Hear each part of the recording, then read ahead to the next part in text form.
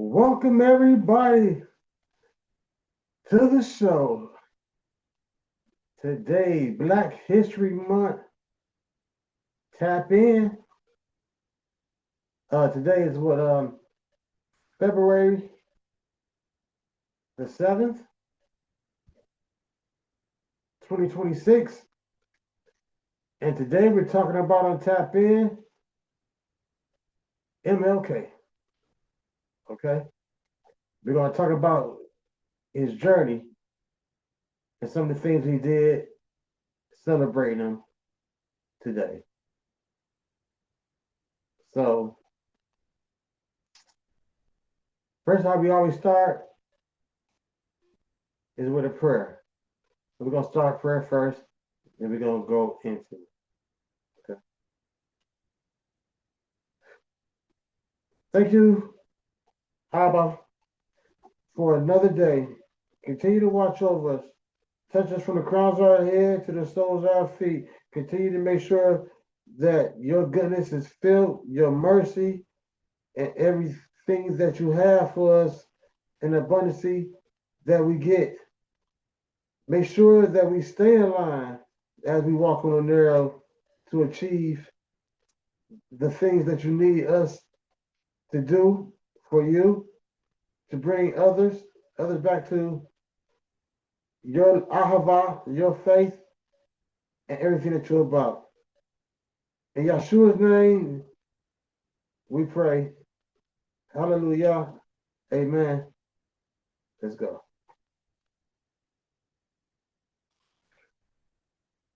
Okay.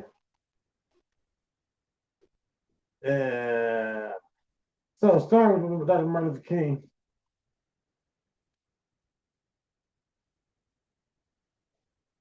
I believe Dr. Martin Luther King was born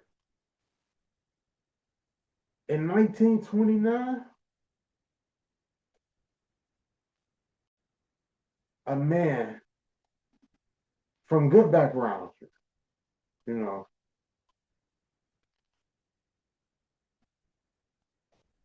Someone who always believed in the people to do the right thing, but knowing that there would be a lot who had no way in their heart to even think about goodness to us. Excuse me one second. Excuse me, y'all. Martin Taylor, moderator, excuse me. Yes. This is definitely not the commentator.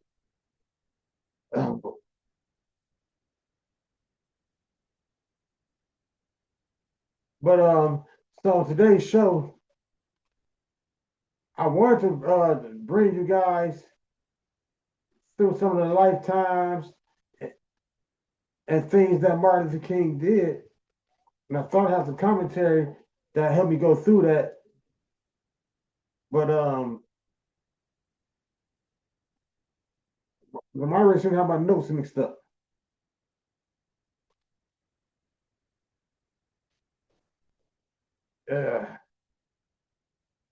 But anyway, man, I'll tell you what I know, man. Dr. Martin Luther King was a great man, and I learned about as I was a young man. Dr. Martin Luther King, he was the man that brought us through a lot of things that went on during segregation. He sat at the countertops during the times when we was being drugged away from the countertops and was not able to eat at the countertops. He was there protesting when we couldn't use the same bathrooms with others, when bathrooms segregated, when they said this bathroom is not for Negroes. He was there during the time when the buses were being boycotted. That we could not ride at the front of the bus when Rosa Parks sat at the front of the bus. But that's another story. Dr. Martin Luther King delivered a lot of different speeches. He delivered a speech called "I Had a Dream." The "I Had a Dream" speech was phenomenal. The "I Had a Dream" speech really had us uplifted, had us dreaming, had us wanting to go further, had us just living life and wanting to learn more. I was a young man when our dream speech was made, so I can't tell you very much about it, except for what I heard as a latter time when I did have to learn the speech itself. You know, um, like I said, I thought I had I was have some commentary. Pardon me.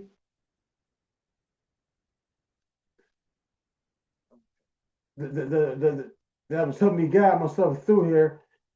But like I was saying, the marches that he put together. I don't want to try to get an echo. The marches he put together when he had the young people, the old people, the middle aged people, and everybody marching, getting sprayed down, water hoses, uh, dogs being released, young children. I don't hear myself at all now. Am my audio on?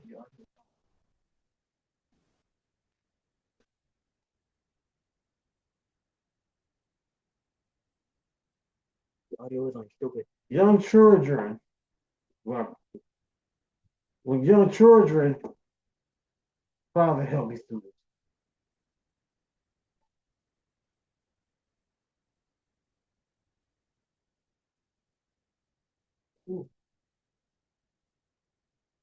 Were being attacked by dogs and sprayed down while they had their marches.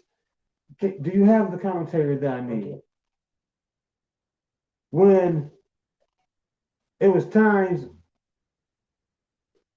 I mean, Right here. it was just terrible at times. As they fought for the people, at times when Dr. Martin Luther King had to spend time in jail, or when he speaks about the time when he actually was stabbed by a woman, and the blade was inches from the main artery. And that's when he gave the speech when he just said, if I first he talked about some of the letters he got while he was sick. The letters from the vice president, the president, from governors, or when this happened to him, the 19th. But he really didn't remember, he said. But the one letter that he remembered was a letter from a young Caucasian girl who said that she heard the speech and she's happy that he just didn't speak. And that was powerful. You know what I'm saying? Um, man, let's get back to the top. Um, no, let's get to a bunch of my notes that I was listening to. Can you take my notes from the top, please? Thank you. Now, Martin Luther King Jr., right? Everyone know he was an activist. His real name actually is born Michael, and that changed his name to Martin later on in his life. You know what I'm saying? His father was a pastor at a Baptist church, Ebenezer Baptist Church. Um, from my understanding, Dr. Martin Luther King entered Morehouse at the age of 15 because he graduated 2 years early.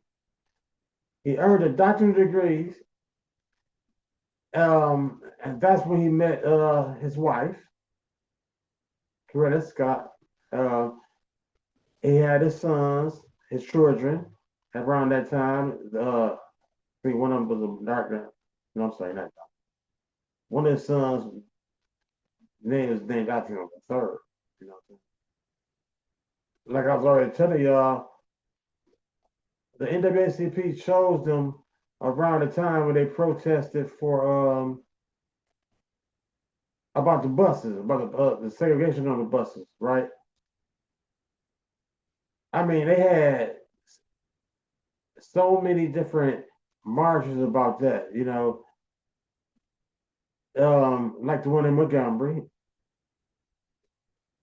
Dr. King always was non-violent, right? Non-violent, non-violent, non-violent, right? December 20th, I think 1956 is when they ruled that they had to change the bus system. You know, so that made real results happen and everything. So now no, he the man now. He was locked up over 20 times.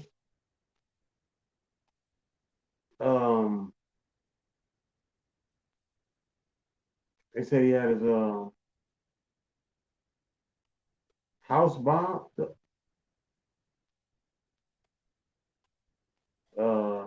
17, about 20 different times, or something like that. And that's something hard. You know what I'm saying? That is definitely something hard. Look, I tell you what, let's check out a little bit of the speech that Dr. Martin Luther King gave the day after April 3rd is when he was actually assassinated on the 4th. So to the mountain, I seen the mountaintop. I want to play a little bit of that speech for you guys.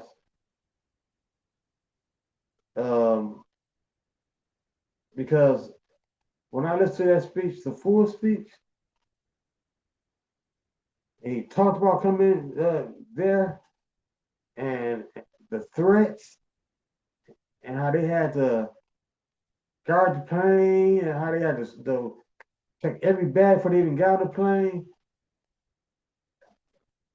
It's like he knew that he wasn't going. All we say to America is be true to what you said on paper.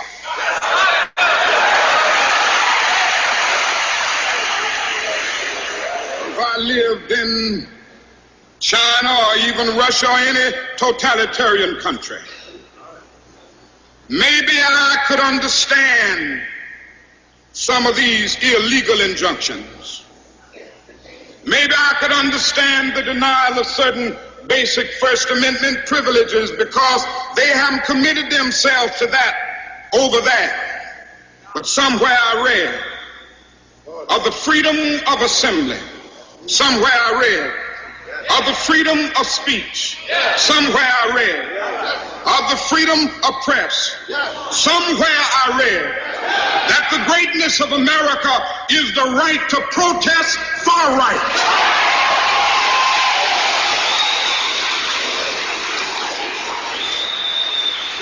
And so just as I say we aren't going to let any dogs or water hoses turn us around, we aren't going to let any injunction turn us around.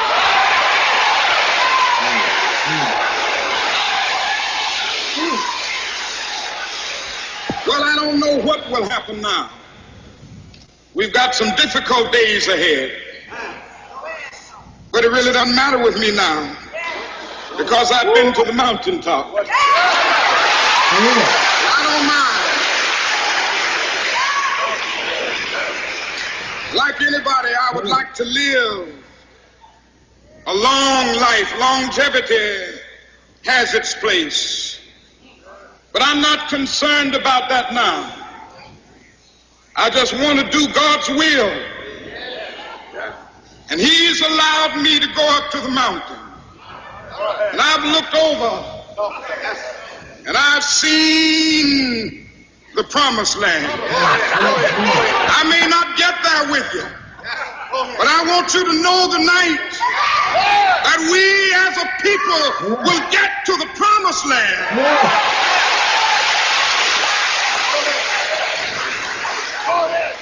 So I'm happy tonight. I'm not worried about anything. I'm not fearing any man. Mine eyes have seen the glory of the coming of the Lord.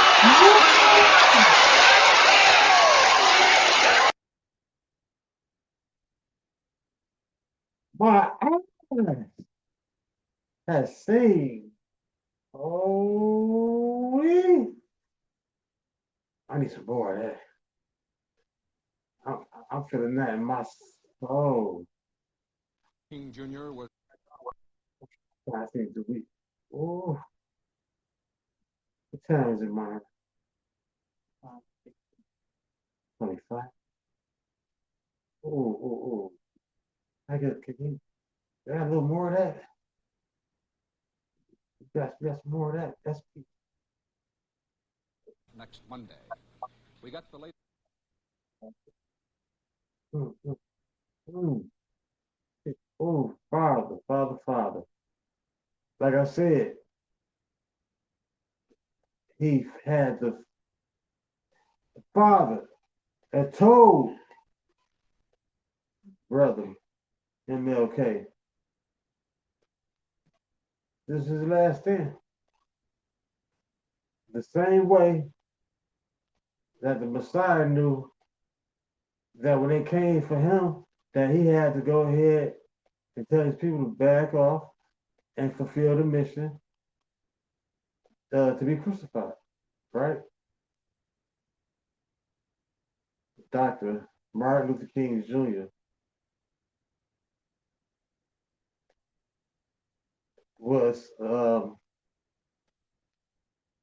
being guided by the Messiah the same way. Excuse me.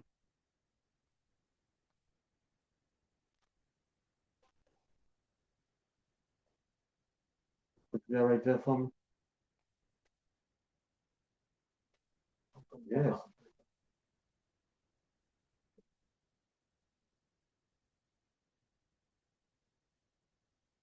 Oh yes. Well, I mean, it's not time for me to put the big speech on. But what do y'all think about that, man? Tap in. It is. Put your hands together. It's February, y'all. Black History Month. Which I still have somewhat difficulties with the fact that it's the shortest month this year. And we celebrate Martin Luther King Day in January instead on his birthday, which is in February, right?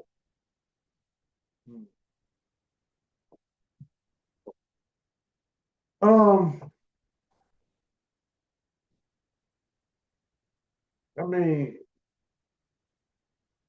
Dr. King inspired a lot of people. You know, him and his wife really was some strong people. I mean, to basically like everything they had to do, everything that they wanted to do, they basically gave their lives up. You know what I'm saying? To make things right.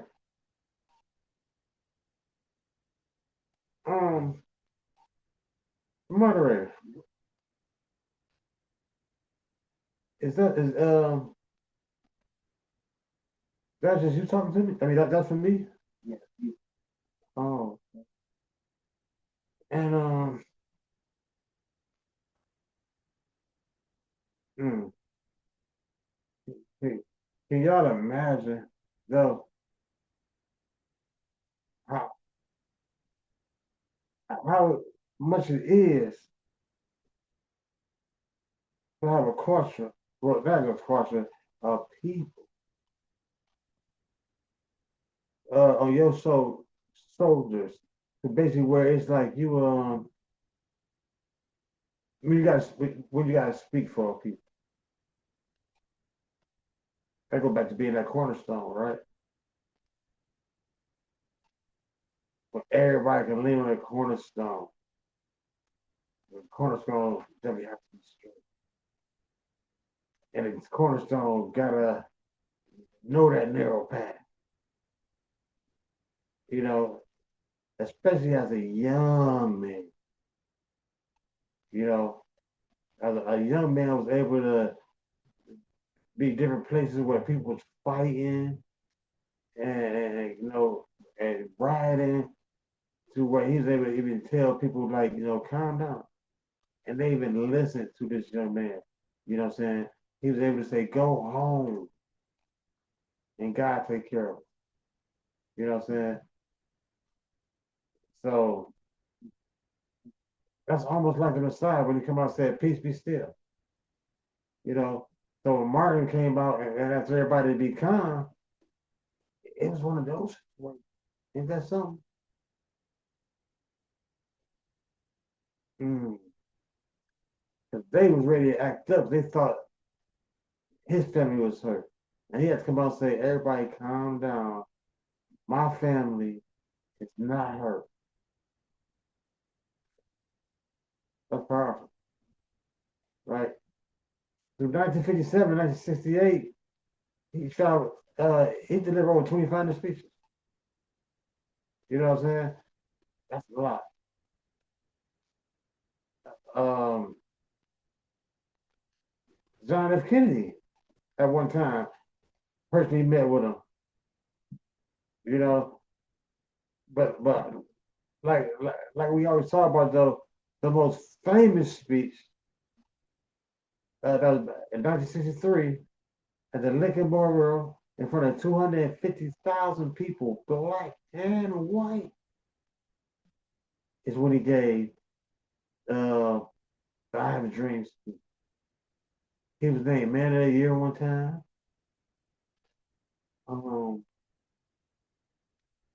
He won a Nobel Peace Prize in 1964. He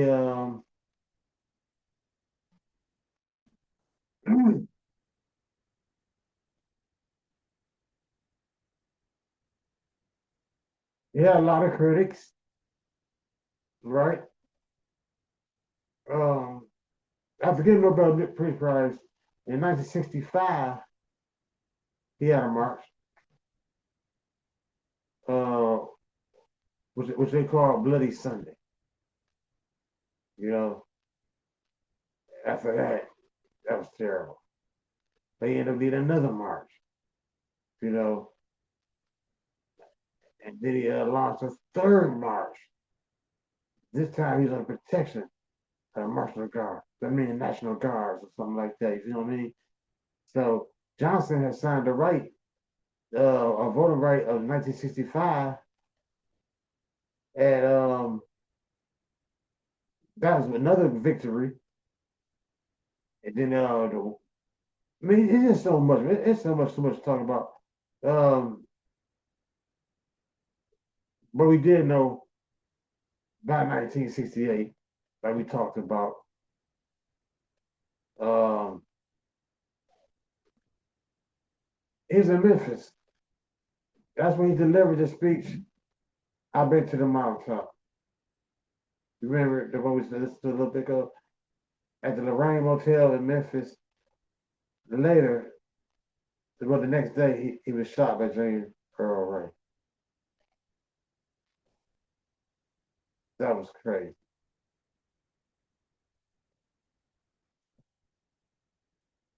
April 4th, 1968.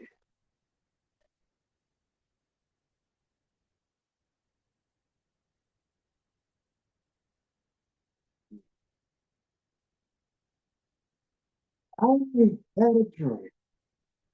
Look, what time we work with Monterey? 5:25. Monterey, what time we working with? 5:25. Hmm. 5:25. Hmm. So now what's going on? January 3rd, they got Martin Luther King Day. I think who signed that? I want to say Ronald Reagan, right? I still say the same thing. Why it's not and why we share documentary about president? Okay, let me leave that. Let's stay with the MLK. Like I said, let's go back to the walk that he walked, just like the Messiah walked, the walk that he had to walk, right? That has to be. I talk about myself and holding my family down and holding some of my people down and have to be a cornerstone so some of my artists and people that I help manage. Can you imagine when you got the whole race of your people or your whole people with everything on your shoulders? Who can really handle that, man? Just like the Messiah, 30s. You know what I'm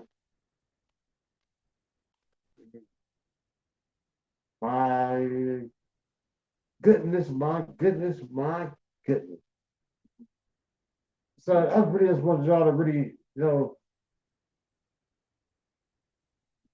think about the story of the man, his mission, everything he did, the Selma March, um, the speeches at the Lincoln Memorial.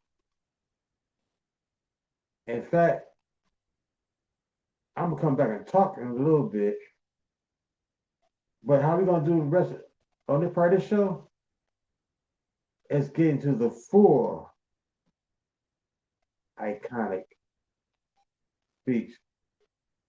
I had a dream. Let's do the show.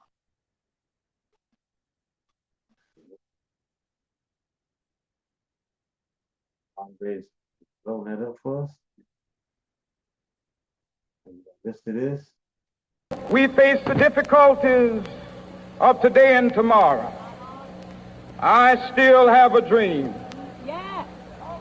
It is a dream deeply rooted in the American dream. I have a dream that one day this nation will rise up and live out the true meaning of its creed. And help welcome. Oh, hold on, man. And help welcome. Gotta get that on together. 417, what a speech, baby. Woo! Get it together. I had. Ooh.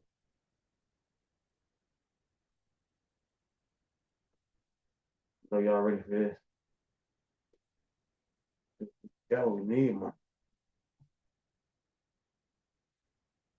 Oh, thank you, Father, for such a great man. A lot of people didn't know they his name was actually born Mike. Yep. That's a fact. Nobody knew. They also took a name after the other doctor, other Martin Luther King. If y'all know y'all history, maybe we touch bases on him too, which came, I want to say, more than 19th century. Oh, and that's why it took the name Martin.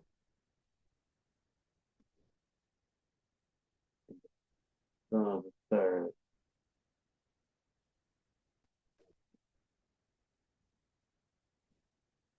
Got it right there? Okay, y'all. He getting it loaded up for us so we can. Probably now, since we're gonna be loading up a little later, it's probably gonna end up the show. But I just think that we all was able to tap in for a minute. I'm still registered. I don't hear myself. Okay, 'cause I don't hear myself. Okay, well yeah, tap in. I mean, so we good with these? Yep. For now, tap in, and we're gonna go ahead and we're gonna get this speech loaded. That's all right now. Y'all just bear with me for a second while we get this together. And then for the rest of the month, we are actually going to be going forward with Black History Month and give you guys stories of iconic Black figures in our history and in our present. How about that? How much time we got left, moderator? I can hear, but can the people hear?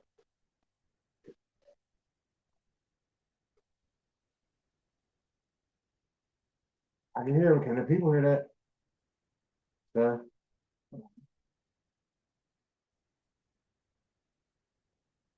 What's going on, moderator?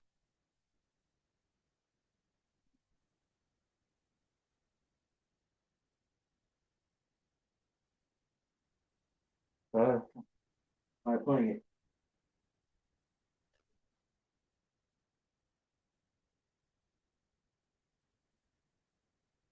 Recording in progress. Yes, sir. Oh, man.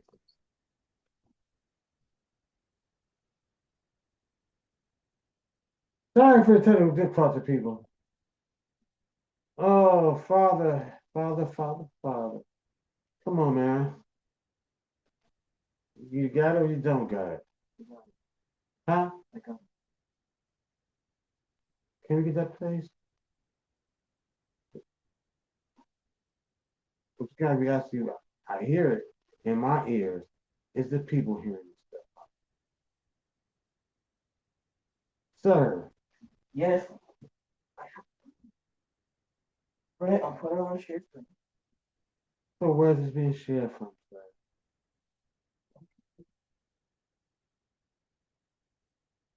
Where are we being shared from, sir? I think so.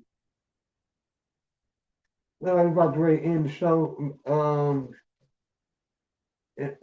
In a couple of seconds, I guess. It don't seem like we're gonna be. I had a dream that we was gonna be able to play this audio.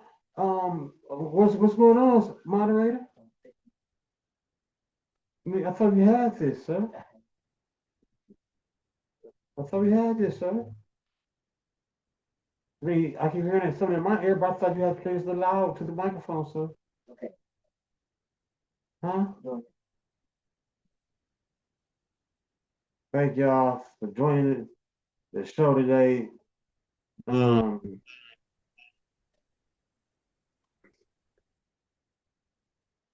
Oh, I thought I'm waiting for the speech to be played for you guys.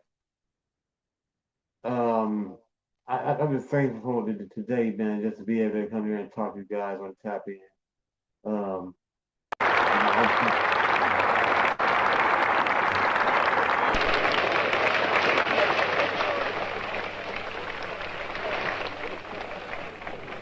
I have the pleasure to present to you Dr. Martin Luther King, Jr.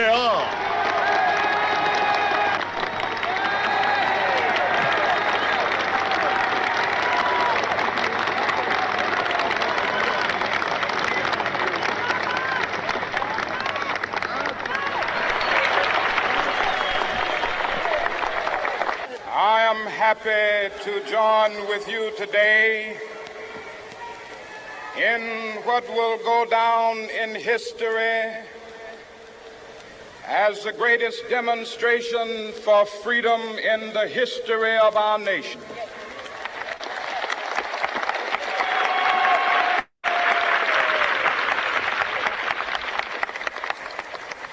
Five score years ago,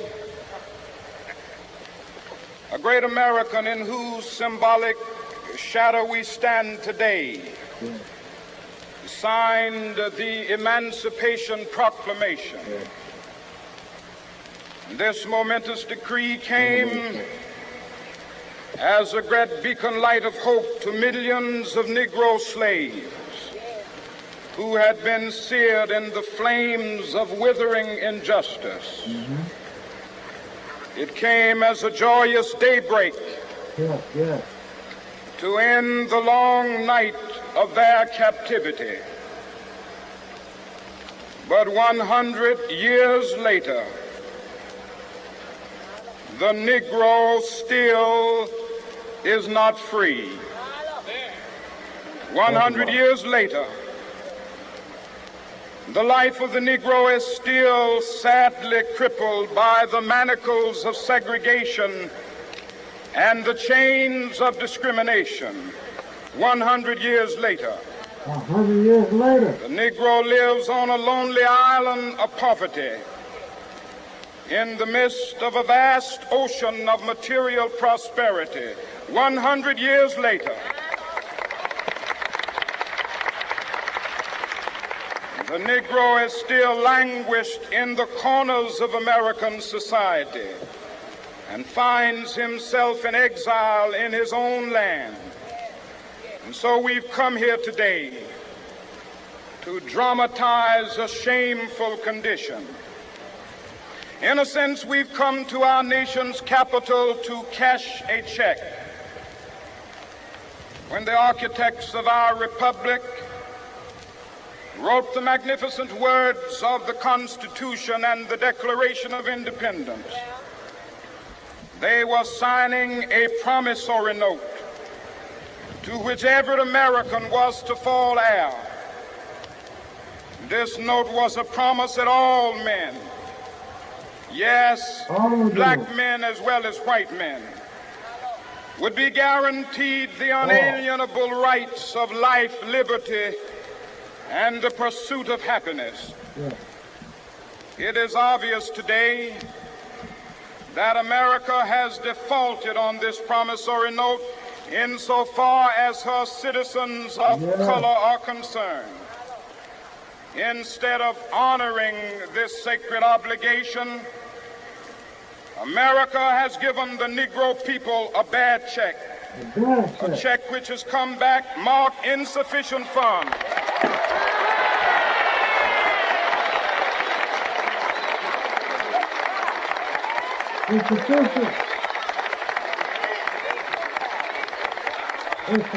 But we refuse to believe that the Bank of Justice is bankrupt.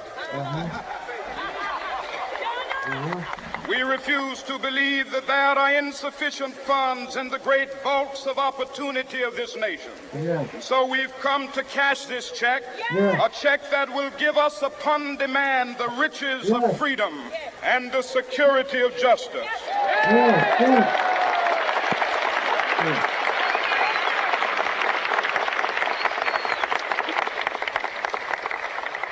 We have also come to this hallowed spot to remind America of the fierce urgency of now. This is no time to engage in the luxury of cooling off or to take the tranquilizing drug of gradualism.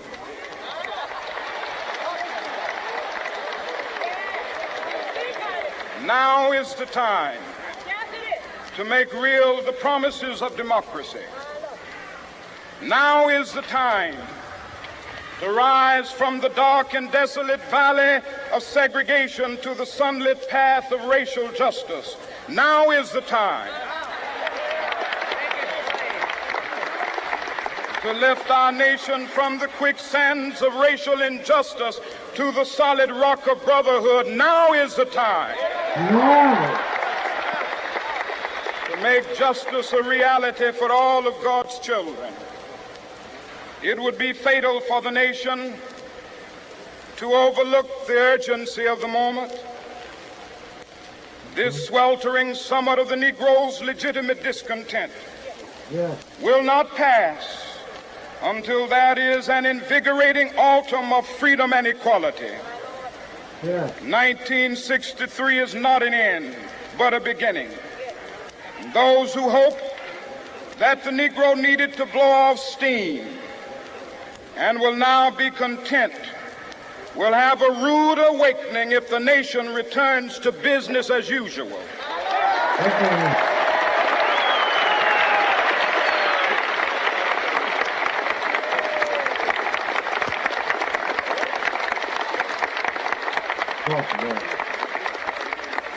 There will be neither rest nor tranquility in America until the Negro is granted his citizenship rights.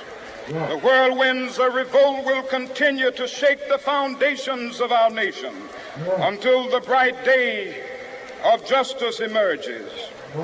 But that is something that I must say to my people who stand on the warm threshold which leads into the palace of justice.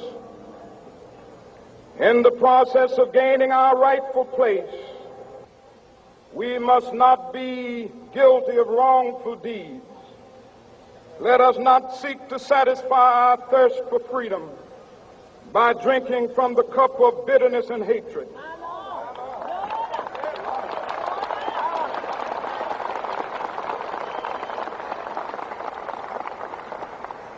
We must forever conduct our struggle on the high plane of dignity and discipline. We must not allow our creative protests to degenerate into physical violence. Again and again, we must rise to the majestic heights of meeting physical force with soul force. The marvelous new militancy which has engulfed the Negro community must not lead us to a distrust of all white people.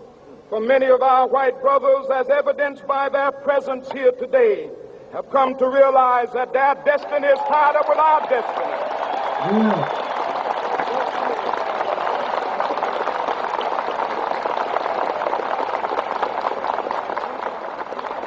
And they have come to realize that their freedom is inextricably bound to our freedom. We cannot walk alone. And as we walk, we must make the pledge that we shall always march ahead. We cannot turn back. There are those who are asking the devotees of civil rights, when will you be satisfied? We can never be satisfied as long as the Negro is the victim of the unspeakable horrors of police brutality. We can never be satisfied as long as our body is heavy with the fatigue of travel, cannot gain lodging in the motels of the highways and the hotels of the cities.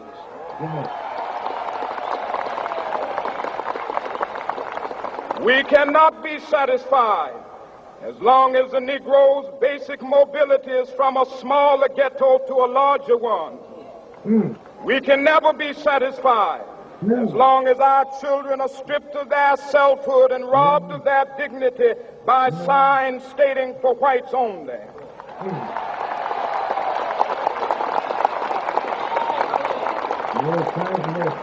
We cannot be satisfied as long as a Negro in Mississippi cannot vote and a Negro in New York believes he has nothing for which to vote.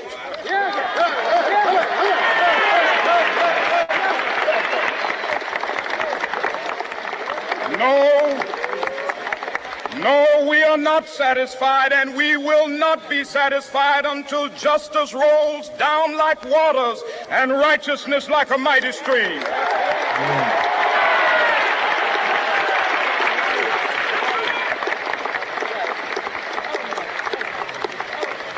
I I am not unmindful that some of you have come here out of great trials and tribulations. Some of you have come fresh from narrow jail cells.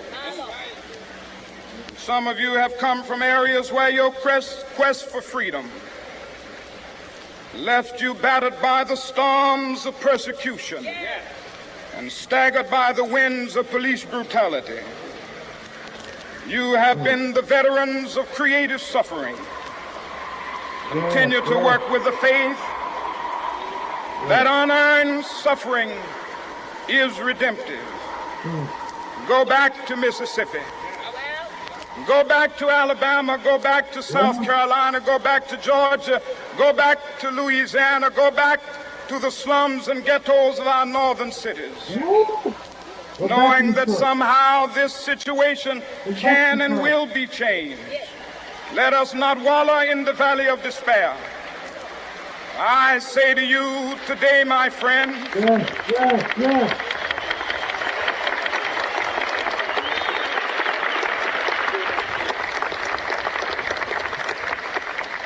so even though we face the difficulties of today and tomorrow, I still have a dream. It is a dream deeply rooted in the American dream. I have a dream that one day this nation will rise up and live out the true meaning of its creed. We hold these truths to be self-evident, that all men are created equal.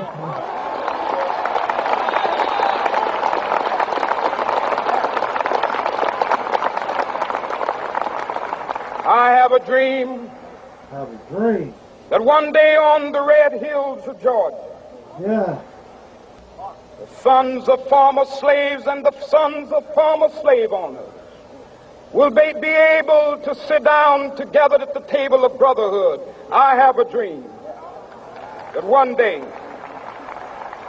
even the state of Mississippi, a state sweltering with the heat of injustice, sweltering with the heat of oppression, will be transformed into an oasis of freedom and justice. I have a dream that my 4 little children will one day live in a nation where they will not be judged by the color of their skin, but by the content of their character. I have a dream today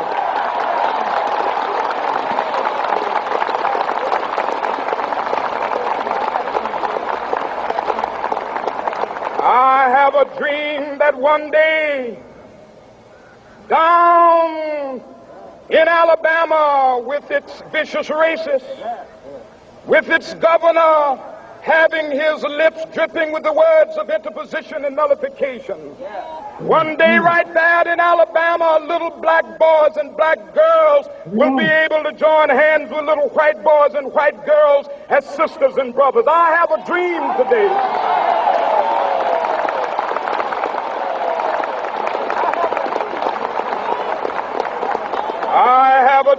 that one day every valley shall be exalted, and every hill and mountain shall be made low. The rough places will be made plain, and the crooked places will be made straight, and the glory of the Lord shall be revealed, and all flesh shall see it together. This is our hope. This is a faith that I go back to the South with. With this faith, we will be able to hew out of the mountain of despair a stone of hope. With this faith, we will be able to transform the jangling discords of our nation into a beautiful symphony of brotherhood. With this faith, we will be able to work together, to pray together, to struggle together, to go to jail together, to stand up for freedom together, knowing that we will be free one day. This will be the day. This will be the day when all of God's children be able to sing with new meaning, my country, tears of thee. Sweet land of liberty, of thee I sing. land where my fathers died, land of the pilgrim's pride. From every mountainside, let freedom ring. And if America is to be a great nation, this must become true. And so let freedom ring from the prodigious hilltops of New Hampshire.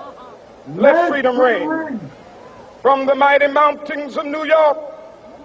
Let freedom ring from the heightening Alleghenies of Pennsylvania. Let freedom ring from the snow-capped Rockies of Colorado. Let freedom ring from the curvaceous slopes of California. But not only that, let freedom ring from Stone Mountain of Georgia. Let freedom ring from Lookout Mountain of Tennessee. Let freedom ring from every hill and molehill of Mississippi, from every mountainside. Let freedom ring, and when this happens, and when we allow freedom ring, when we let it ring from every village and every hamlet, from every state and every city, we will be able to speed up that day when all of God's children, black men and white men, Jews and Gentiles, Protestants and Catholics, will be able to join hands and sing in the words of the old Negro spiritual, free at last, free at last. Thank God Almighty, we are free at last.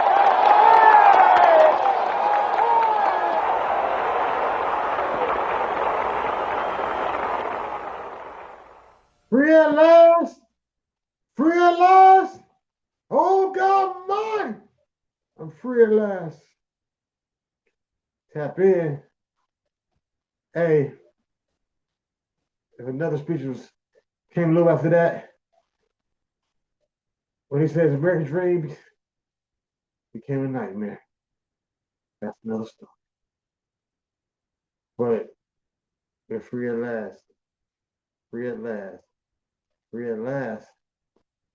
Let freedom ring from the streets of Detroit, West Side, to the streets of Lincoln Park, Michigan. Let freedom ring from Ecorse, Michigan, to Inkster, Michigan. Let freedom ring from Flint, Michigan, to Pontiac, Michigan. Let freedom ring. And let us be free. I'm free at last. Free at last. Oh, Yahshua. I'm free at last. Thank you for joining us on Tap In. I had a dream.